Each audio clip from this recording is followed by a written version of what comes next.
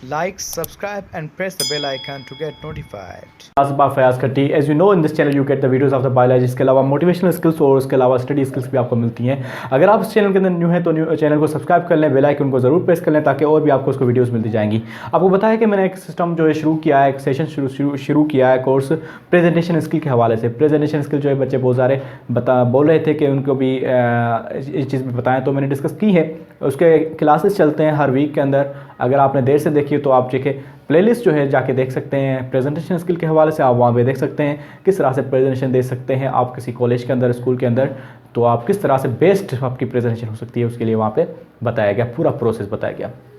Now आज हम बात करेंगे थर्मो रेगुलेशन एनिमल्स के अंदर। हमारे पास लेक्चर जो है 3 है और इसके अंदर हमने पढ़ना है कि एनिमल्स के अंदर जो टेम्परेचर को मेंटेन कैसे किया जाता है। हमने पढ़ा था कि कोल्ड टेम्परेचर के अंदर जब कोल्ड कंडीशन हो जाती है उसके अंदर टेम्परेचर कैसे मेंटेन किया जाता है, वो सारा प्रोसेस पढ़ लिया था। वो लेक्चर नंबर 2 में है, आप वो जाके देख सकते हैं। अगर आपने नहीं समझा हुआ ठीक से तो वहाँ पर ईजिली सिंपल मेथड जो है सिंपल तरीके से बताया गया।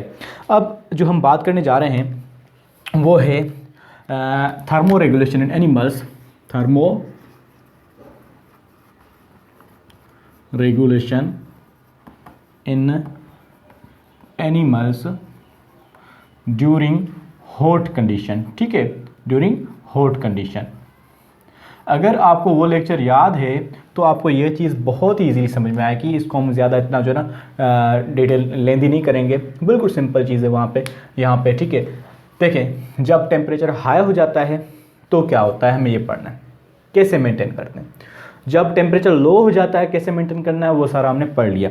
ठीक है, कि उसके अंदर फिजियोलॉजिकली भी थर्मो रेगुलेशन होती है और बिहेवियर मैकेनिज्म होता है। अब पहले पढ़ते हैं फिजियोलॉजिकल मैकेनिज्म कौन सा है। फिजियोलॉजिकल मैकेनिज्म इसके अंदर कैसे होता है। ठीक है, फिजियोलॉजिकल मैकेनिज्म इसके अंदर कैसे होता है।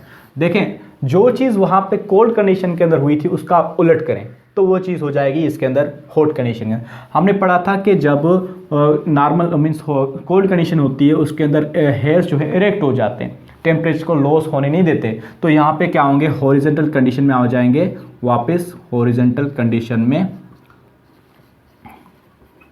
Horizontal condition of hairs, normal condition में आ जाएंगे हेयर्स। ठीक है, मीन्स इरेक्टर प्लाई मसल जो है वो अपना काम करना छोड़ देगी, खत्म हो जाएगी उसका काम। दूसरा हमने ये पढ़ा था कि सबक्यूटेनस फैट एक्यूमुलेशन हो जाएगी। इसमें नो एक्यूमुलेशन ऑफ हीट। अगर वो एक्यूमुलेट करेंगे गर्मियों के अंदर भी हीट को जो है ना फैट को एक्यूमुलेट करेंगे तो उनका हीट जो है बाहर नहीं निकलेगी और ज़्यादा गर्म हो जाएंगे। ठीक है, तो हीट को बाहर निकालना है। गर्मियों के अंदर ये होता है कि हीट को बाहर निकालें, अपने अंदर नहीं रखें, क्योंकि ऑलरेडी बॉडीज के अंदर हीट ज़्यादा है और बाहर भी ज़्यादा है तो निकलेगी तो उतना अच्छा है। No accumulation of subcutaneous fat.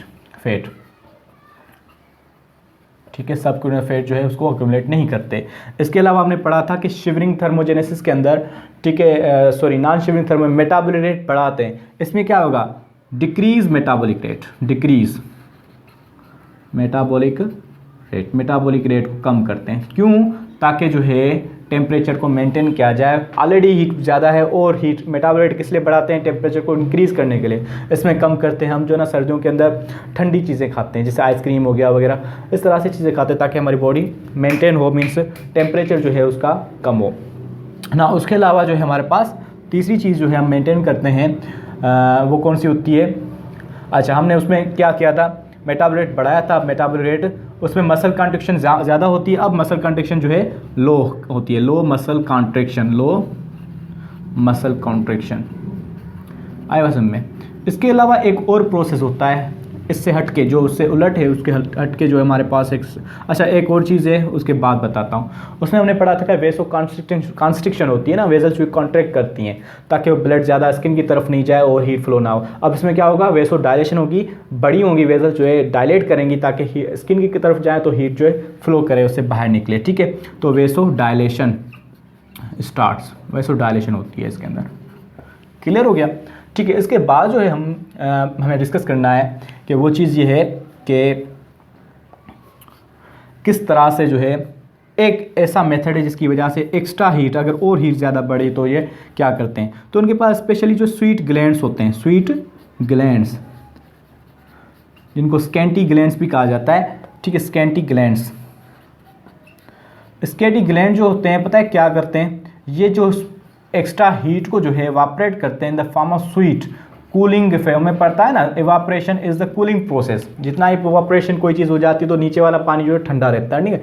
तो स्वीटिंग का प्रोसेस होता है, हमें गर्मियों के अंदर स्वीटिंग होती है, उससे हमारी बॉडी कूल होती है, ठीक है। स्वीटिंग का प्रोसेस स्टार्ट करते हैं स्कैंटी ग्लैंड्स की वजह से ताकि हमारी बॉडी कूल हो जाए, तो ये भी एक कंडीशन है इसके अंदर।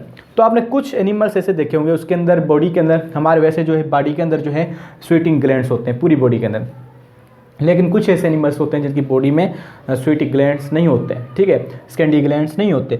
तो पता है क्या होता है, उनके अंदर एक स्पेशल टाइप के ग्लैंड्स होते हैं, वो सिर्फ टंग के ऊपर होते हैं। आपने डॉग्स को देखा होगा अक्सर करके जो ना उसकी ज़बान बाहर होती है, ठीक है।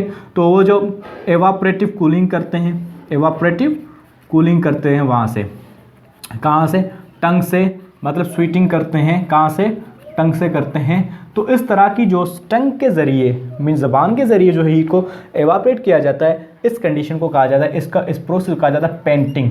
क्या कहा जाता है, पेंटिंग कहा जाता है। इसकी वजह से वो मेंटेन करते हैं हीट को लॉस करके। So this was all about the thermo regulation animals during the hot condition.